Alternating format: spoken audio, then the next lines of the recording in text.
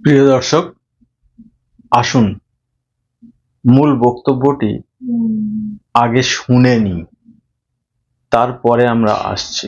যদি একটা যুক্তির উত্তর দিতে পারেন, আমি সারা জীবন আপনার জুতো পালিশ করব। লিখে নাও, পরীক্ষায় পড়তে পারে। লেখো, বলুন স্যার। যে চিবিয়ে খায়, হ্যাঁ চিবিয়ে খায়, সে বাচ্চা পারে, বাচ্চা পারে। আর যে গিলে খায়, গিলে নেয়, ও ডিম পারে। ও শিশ ছাত্র বলছে, তাহলে আমার ঠাম্মা তো গিলে খায়,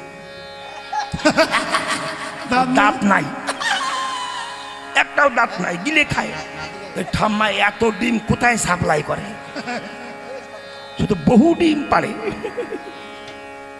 এই বাড়ি গেছে, ঠাম্মা কিরে দাদু, সত্যি কথা বলো, তুমি ডিম কোন জায়গায় সাপ্লাই করো? তারা প্রসব করতে পারে না, কারণ রাধাপদ ঘোষ নিজে চিবিয়ে খায়, কিন্তু সে কখনো ডিম কিংবা বাচ্চা কোনোটাই প্রসব করতে পারবে না।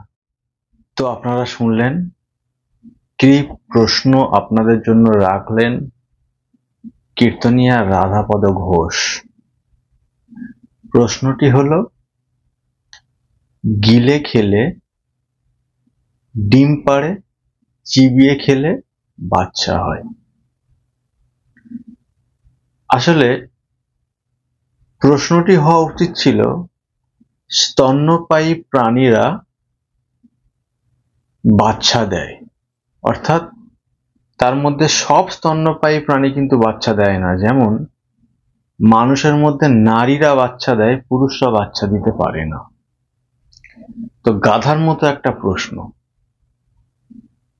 যথারীতি ওকে গাধাই বলতে হয়, কারণ শিক্ষাগত যোগ্যতা আমার মনে হয় নেই বললেই চলে, কারণ বিজ্ঞানের যুক্তিকে অস্বীকার করছে। মজার বিষয় হলো, আমরা যদি রাধাপদ ঘোষের প্রশ্নের উত্তর দিতে যাই, তাহলে আমাদের যে উত্তরটি আসে, রাধাপদ ঘোষ নিজে চিবিয়ে খান, উনি কি বাচ্চা দিতে পারবেন? কোনোভাবে কি সম্ভব রাধাপদ ঘোষ চিবিয়ে খান বলে বাচ্চা প্রসব করবেন? সম্ভব নয়।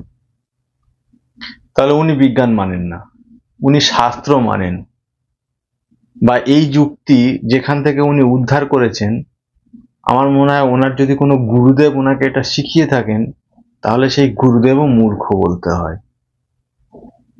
আচ্ছা, এবার আসুন, উনি বলছেন ঠাম্মার কথা, যে ঠাম্মা ডিম পাড়ে। আপনারা বলুন তো, প্রত্যেকটা স্তন্যপায়ী প্রাণী জন্মানোর পরে তাদের কিন্তু দাঁত থাকে না। যেমন আমরা যদি মানুষ নিয়ে বলি, তো আমরা যখন জন্মাই তারপরে 6 মাস সময় লাগে। 6 মাস সময়ের মধ্যে আমাদের দাঁত ওঠে না, মানে আসে না। তাহলে সেই সময় আমরা কিন্তু গিলে খাই।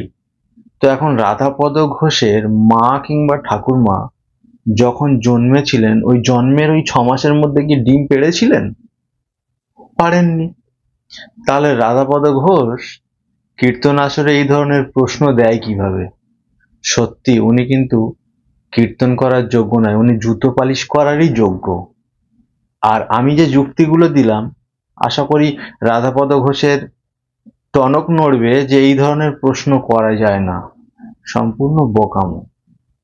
এবার আসুন, মাঝ বয়সে, অর্থাৎ রাধাপদ ঘোষের কথাই যদি ধরি, তো রাধাপদ ঘোষ যে সময়ে চিবিয়ে খাচ্ছেন 6 মাস পর থেকে বা 1 বছর পর থেকে, তো উনি কি ওই চিবানো অবস্থায় বা চিবিয়ে খাচ্ছেন বলে বাচ্চা প্রসব করতে পারবেন?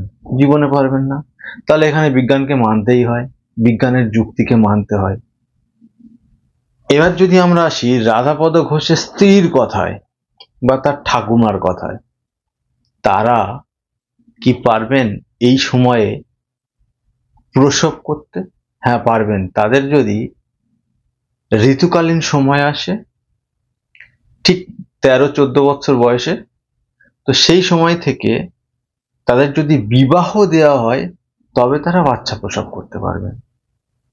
আদারওয়াইজ তারা উইদাউট ম্যারিড লাইফ কখনোই বাচ্চা প্রসব করবেন না। তো রাধাপদ ঘোষ কি এগুলো জানে না? এবার চলে আসুন বার্ধক্যে।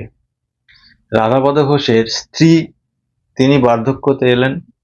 তো এই বার্ধক্যতে যদি আসেন, আমরা যদি ধরে নিই যে +60, তাহলে এই সময়ে কোনো মহিলার ঋতুকালীন অবস্থা থাকে না, সেটি সম্পূর্ণ স্টপ হয়ে যায়।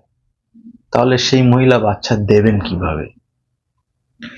এবার আমরা আসব যে এই সময়ে যদি রাধাপদ ঘোষের ঠাম্মা দাঁত না থাকে, তিনি গিলে খান, তাহলে কি তিনি ডিম বা বাচ্চা কোনোটাই দিতে পারবেন?